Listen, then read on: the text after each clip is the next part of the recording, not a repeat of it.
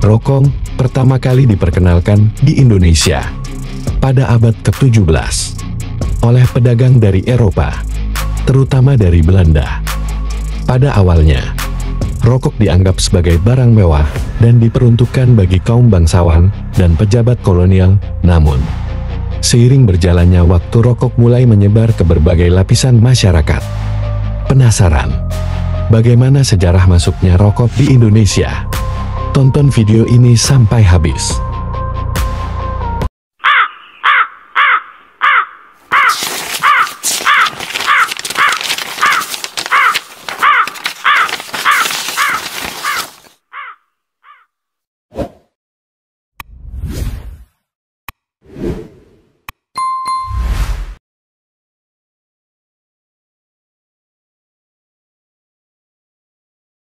Pada abad sebelum Masehi, manusia di dunia yang merokok untuk pertama kalinya adalah suku bangsa Indian di Amerika, untuk keperluan ritual seperti memuja dewa atau roh.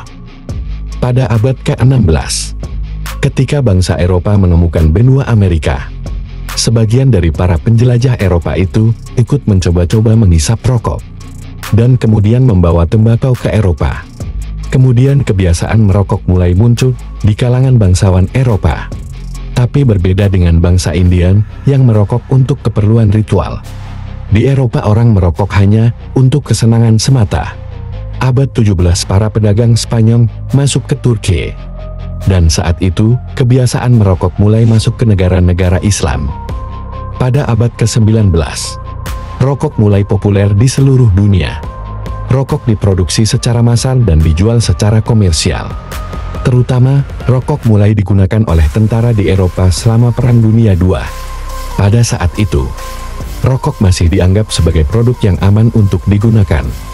Digunakan untuk menghilangkan stres dan memberikan pengalaman nikmat. Namun, pada abad ke-20, penelitian mulai menunjukkan bahwa rokok berbahaya bagi kesehatan. Rokok dapat menyebabkan berbagai penyakit, termasuk kanker, penyakit jantung, dan penyakit paru-paru. Selama Perang Dunia II, satu generasi penuh kecanduan nikotin. Mereka sadar bahwa rokok bukanlah kebiasaan yang paling sehat, dan merasakan beberapa efek negatifnya. Tetapi masih banyak prajurit dari generasi itu yang memutuskan untuk merokok. Dalam sebuah penelitian yang dilakukan selama Perang Dunia II, 50,1% prajurit merokok. Prajurit dalam Perang Dunia II mengalami kesulitan menahan keinginan untuk merokok. Banyak yang merasa hampir mustahil karena hal itu sudah sangat melekat dalam gaya hidup di sekitar mereka. Seperti yang terungkap dari analisis korespondensi dan sejarah lisan prajurit ini. Mereka memutuskan untuk merokok karena berbagai alasan. Kebiasaan itu memiliki konsekuensi sosial yang positif. Membantu mereka mengatasi stres, sulit untuk menghindari promosi merokok oleh perusahaan tembakau, dan militer sendiri yang mempromosikannya. Sementara, para sejarawan telah membahas tentang merokok selama Perang Dunia II. Fokus penelitian ini adalah pada dampak merokok pada tentara, dan mengapa begitu banyak dari generasi ini tertarik untuk merokok di militer. Penelitian dilakukan melalui analisis berbagai sumber primer dan sekunder, termasuk korespondensi pribadi tentara dan wawancara lisan. Sementara banyak artikel yang mengaitkan berapa banyak tentara yang merokok. Di antara sekian banyak kerugian merokok, tampaknya ada beberapa manfaat positif bagi seorang prajurit di kamp. Merokok merupakan cara untuk melawan kebosanan selama berjam-jam, menunggu pergerakan pasukan, atau upaya terkait perang lainnya. Merokok sama seperti kartu. Merokok memberi prajurit sesuatu untuk dilakukan guna menghabiskan waktu. Merokok juga merupakan cara bagi para prajurit untuk mempererat hubungan. Rokok digunakan untuk memulai percakapan di antara para prajurit. Jika mereka berdua merokok, mereka sudah memiliki kesamaan, sehingga hal itu memungkinkan para prajurit di tempat baru untuk bersosialisasi. Perang menyebabkan banyak tentara stres, dan mereka memandang tembakau dan rokok sebagai obat yang potensial. Stres adalah salah satu alasan utama seorang tentara mulai merokok. Jumlah stres dan jumlah merokok juga saling terkait. Seorang tentara yang stres cenderung merokok lebih banyak. Merokok memungkinkan seorang tentara untuk melepaskan diri dari kenyataan perang, dan akhirnya bersantai dan tidak memikirkan bom dan ledakan. Hal itu seringkali memberi seorang tentara kekuatan dan keberanian untuk menghadapi hari berikutnya dengan ketidaknyamanan dan kelelahan yang ekstrem.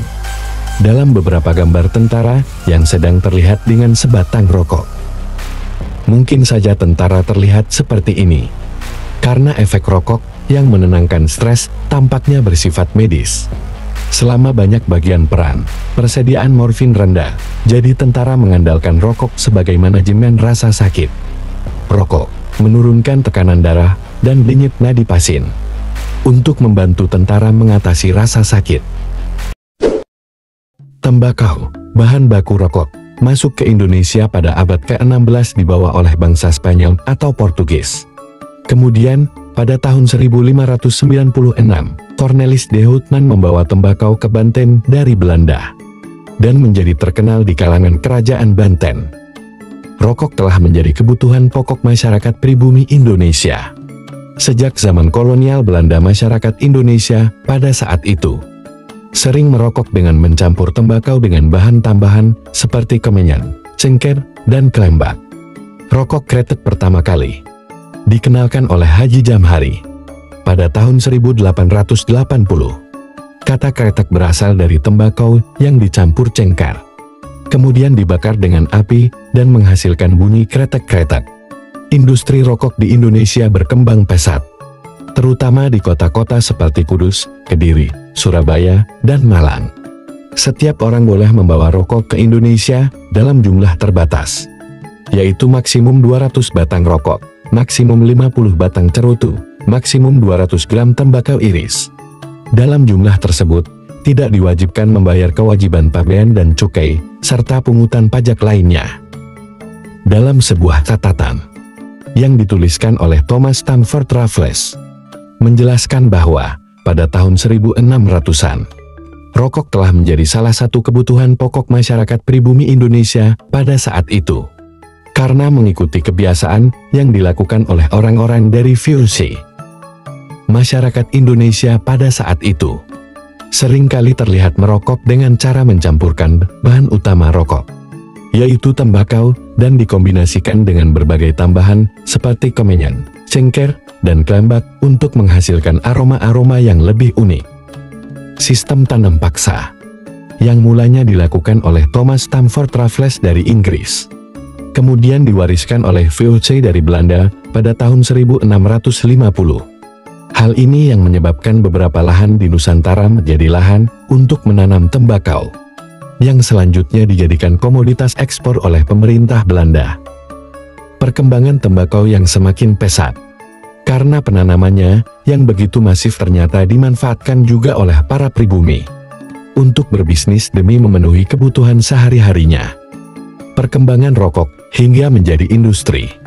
Niti Semito menjadi salah satu tokoh yang sangat terkenal dalam perkembangan rokok di Indonesia, karena berhasil mengembangkan bisnis kecilnya menjadi sebuah industri besar yang memprakarsai penyebaran rokok kretek di Indonesia. Perkembangan rokok bermula ketika masyarakat Kudus seringkali menggunakan campuran tembakau, cengkeh, yang dibungkus dengan kulit jagung yang dibakar sebagai obat dari penyakit gangguan pernapasan, yang kemudian terus-menerus dikembangkan oleh masyarakat sekitar tak terkecuali Niti Semito.